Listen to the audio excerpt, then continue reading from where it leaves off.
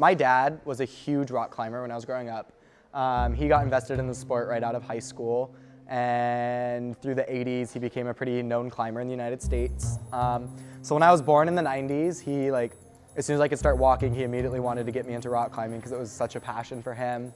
And so when I was 18 months old, he had me in my first harness. And he was basically pulling me up the rocks outside, getting me to just feel them. So technically my first time climbing was 18 months old, but we could hardly actually call it climbing.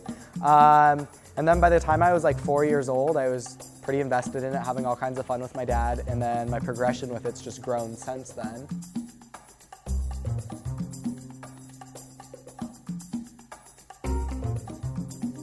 I really like Arizona just for simply its diversity.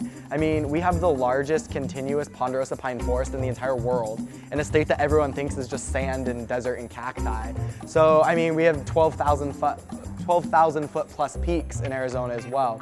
So it's really cool to be able to go from, the desert down by Tucson, climbing down there, a place called Cochise Stronghold, like I said, these giant granite monolithic rocks, to going up to Flagstaff and climbing on places such on the backside of Mount Humphreys, a place called the Peaks, where it's these limestone and volcanic style rock, just totally different, all within the same state.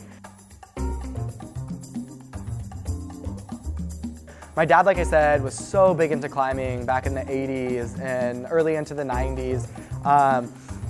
He was traveling all over the world climbing, especially all over the United States. In the early 2000s, he got diagnosed with a disease called SMA, so spinal muscular atrophy. It's very similar to muscular dystrophy. My great-grandpa passed away from it, my grandpa had it, now my dad has it. And what it is, it's a muscle debilitating disease. So the nerves are dying in his spine. So he's actually restricted to a wheelchair at this point. So during that high school transition period where I didn't want to climb with my parents, part of the reason is because my dad could no longer climb anymore. So his climbing became a struggle of getting out of bed in the morning versus actually physically climbing rocks during the day.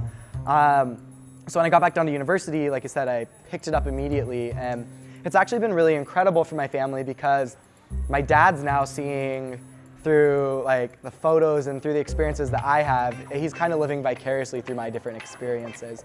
And it's been really, really cool to be able to have those experiences and know that while I'm climbing these holes on this rock, that my dad was doing these moves 20 years ago, and he was one of the first people ever to climb on this cliff that many years ago. And so in that sense, it's been pretty incredible.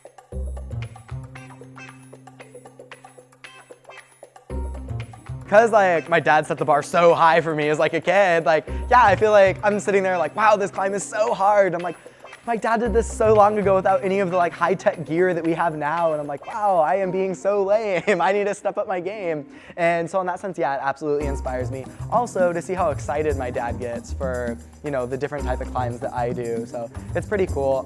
We had a really cool moment a couple summers ago. We were climbing in Squamish up in British Columbia, and I was up there with some friends from high school, and we were also on a family vacation at the same time. So one of my friends from high school was able to belay for me, so hold the rope for me while I was up climbing.